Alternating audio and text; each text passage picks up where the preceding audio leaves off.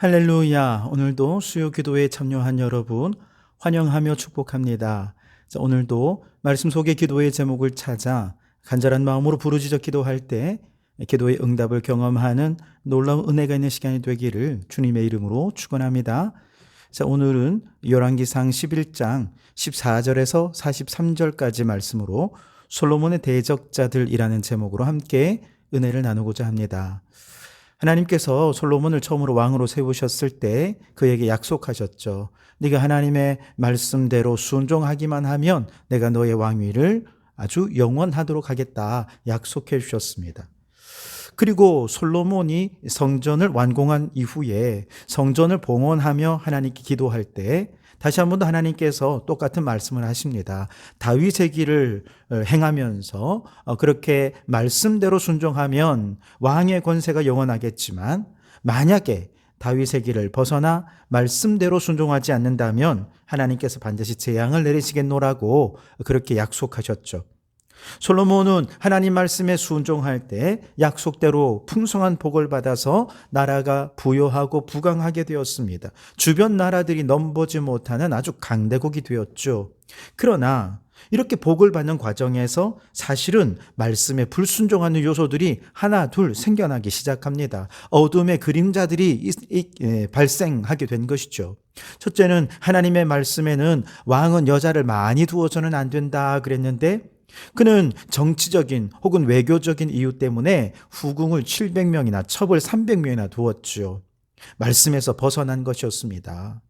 둘째는 이렇게 여자를 많이 두다 보니 그들이 이방신들을 들여왔을 때 그녀들이 자신들의 신들을 섬길 수 있도록 왕이 나서서 신당을 지어주었습니다. 결국 우상숭배의 나라가 됐지요.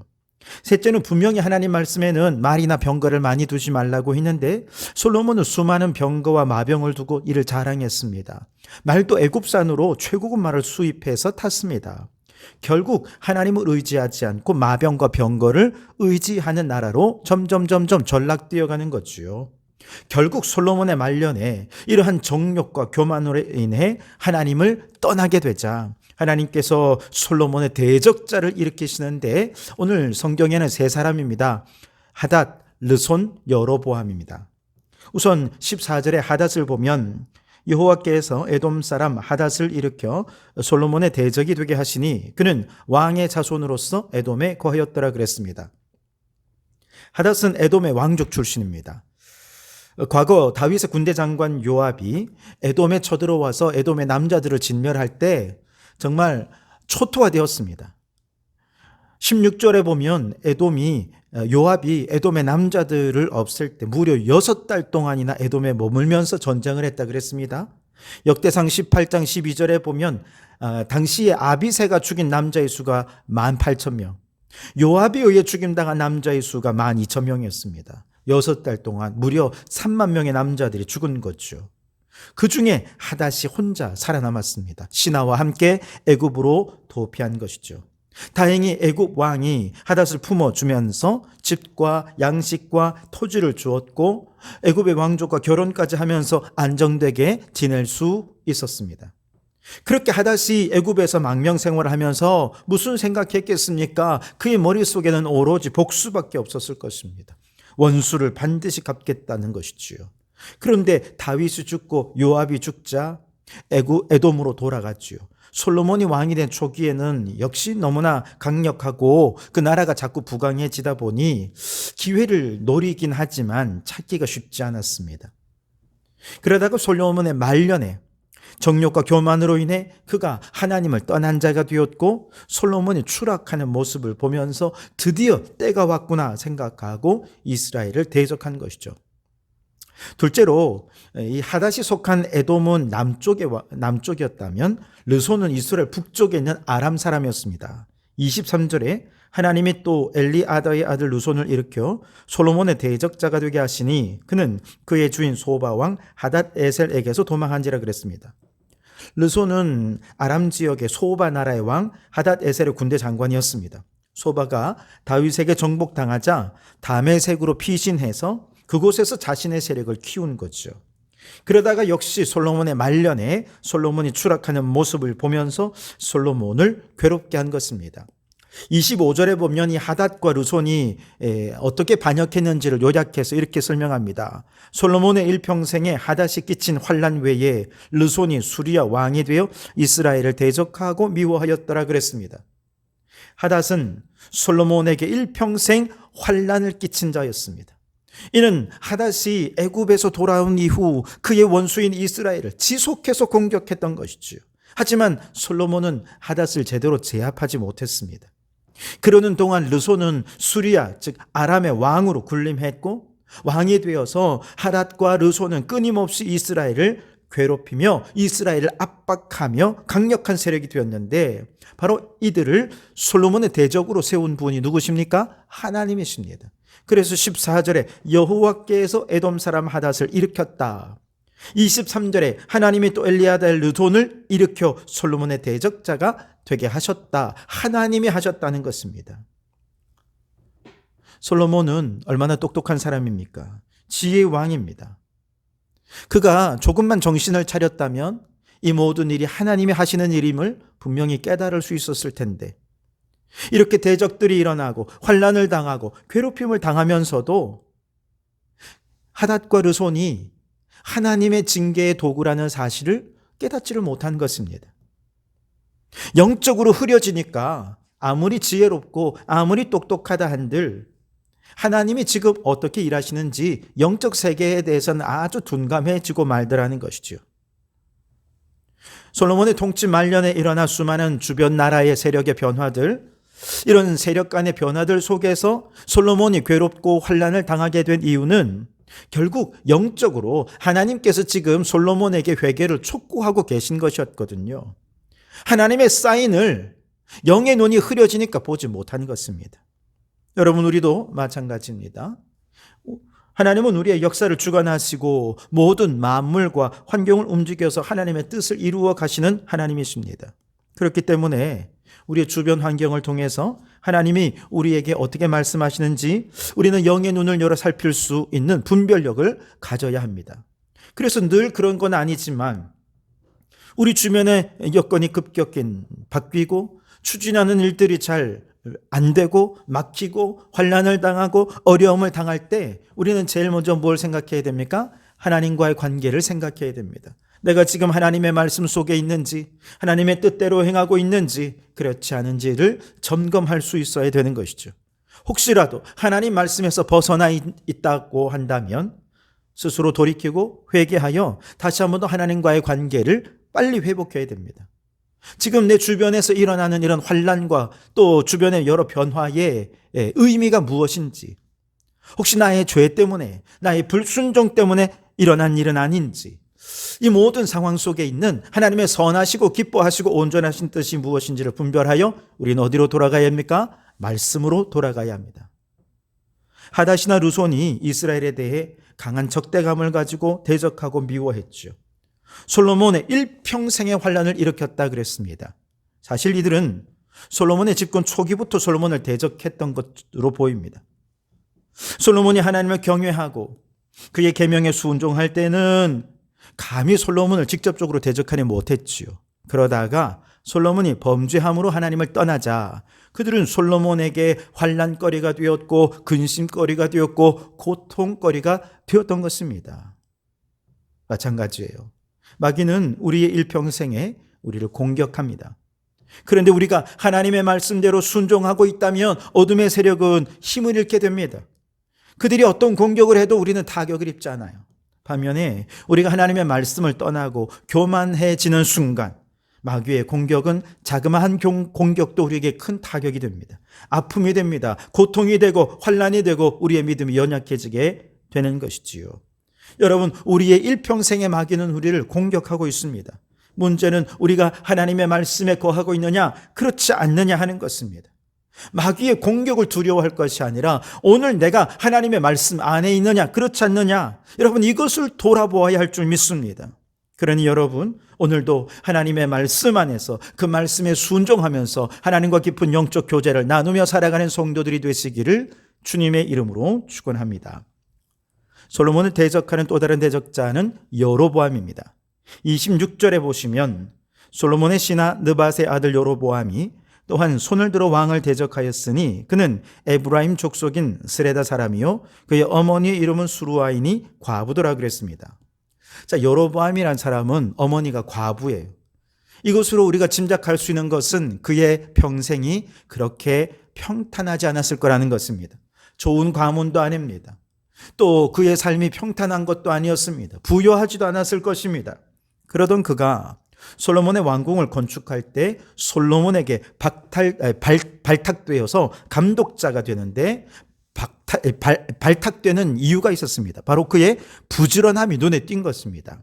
28절에 솔로몬이 이 청년의 부지런함을 보고 세워 요셉 족속의 일을 감독하게 하였더니 그랬습니다. 여로보암은 굉장히 부지런한 사람이었습니다. 얼마나 부지런했던지 왕의 눈에 띌 정도로 부지런했습니다. 그로 인해 이스라엘에서 가장 큰 지파 중 하나인 요셉 지파의 부역을 관장하는 감독자가 된 것이지요. 자, 그런데 어느 날 새 옷을 입은 아히야라는 선지자와 함께 두 사람만 들에 있었습니다. 아무도 보는 사람이 없었습니다. 그때 아히야 선지자가 자신의 새 옷을 12조각으로 찢더니 10조각을 여로보암에게 주면서 이스라엘의 하나님 여호와께서 이 나라를 솔로몬의 손에서 찢어 빼앗아 10지파를 내게 줄 것이다.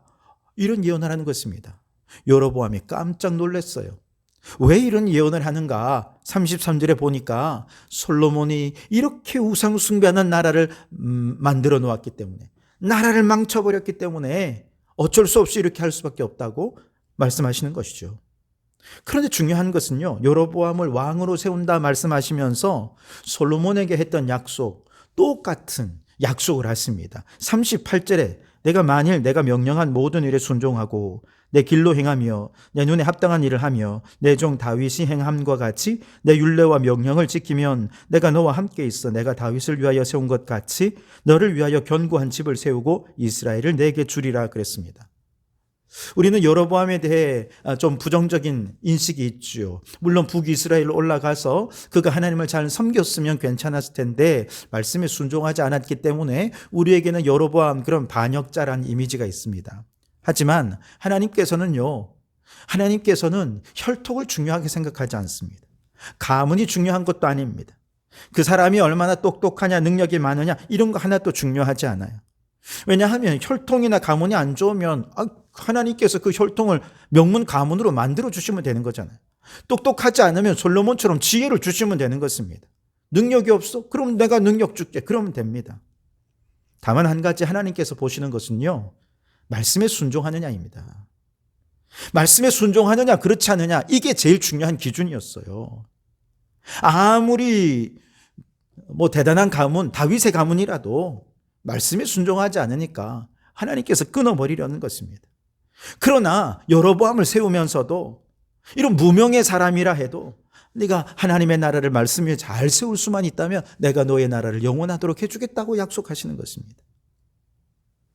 여로보암이라는 사람 아무것도 아니잖아요. 솔로몬이 세운 수많은 감독관 중에 한 사람일 뿐이잖아요. 그런데 37절에 보니까 내가 너를 취하리니 너는 내 마음에 원하는 대로 다스려 이스라엘 위에 왕이 되되, 내가 너를 취했다는 것입니다. 하나님이 그를 사용하시는 순간 그는 이스라엘의 왕으로 세워질 특별한 존재가 됩니다. 솔로몬의 범죄에 대한 하나님의 심판과 책망의 도구로도 사용되어지는 것이죠. 그렇게 하나님께서 요구하시는 것은 단 하나, 말씀에 순종하라는 것입니다. 물론 하나님께서 다윗에게 그리고 솔로몬에게 동일하게 약속하신 게 있습니다. 특별히 다윗에게 약속하신 대로 너의 나라를 영원하도록 하겠다고, 패하지 않겠다고 하신 약속이 있습니다. 그렇기 때문에 이 나라를 어쩔 수 없이 둘로 나누실 수밖에 없었던 것이죠. 솔로몬은 성전을 짓고 왕궁을 짓는데 무려 20년의 세월을 보냅니다. 모든 것이 하나님의 말씀대로 이루어진 건축이었을까? 그렇지 않을 수 있을 것입니다. 처음엔 아마 말씀대로 행했겠죠. 그러나 점점 나라도 부강해지고 명성도 드높아지고 그러면서 자꾸 건축물의 솔로몬의 과시욕이 또 교만이 건축물 속에 담기는 것이지요. 그래서 성경에는 기록되지 않았지만 처음에 계획보다 더 화려하고 더 멋있고 더 크고 이렇게 더 멋지게 건축물을 짓느라 20년이라는 세월이 걸린 것 아니겠습니까? 그 과정에서 어쩌면 안식일을 범할 때도 있었을 것입니다. 안식년을 범할 때도 있었을 것입니다. 쉬어야 되는데 노동자들도 땅도 쉬지 못하는 날들이 있었을 거예요. 무리하게 일하다 보니 어떤 일이 생겼을까요? 성경에는 기록되어 있지 않습니다만 생각해 볼 때 아마도 사고로 다치거나 죽는 사고들이 빈번하게 일어났을 것입니다. 게다가 20년 동안 노역에 시달린 사람들, 곳곳에서 원망과 불평이 자꾸 생겨나는 거예요. 처음에는 밥맛이 없다부터 시작해서 월급이 왜 이렇게 적으냐, 그리고 점점 지치고 힘들어서 아이고 이제 더 이상 못해 먹겠다, 이런 이야기들이 자꾸 솟아나는 거죠. 하나님의 뜻대로, 하나님이 원하시는 방식대로 했다면 아마 원망이 아니라 불평이 아니라 정말 하나님의 성전이 지어져 가는 것에 대해 모두가 감사했을 것입니다.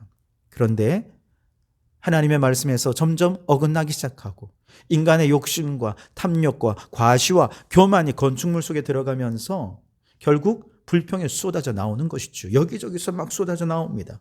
여로보암은 감독관이었기 때문에 누구보다도 그들의 사정과 마음을 잘 아는 사람이었습니다.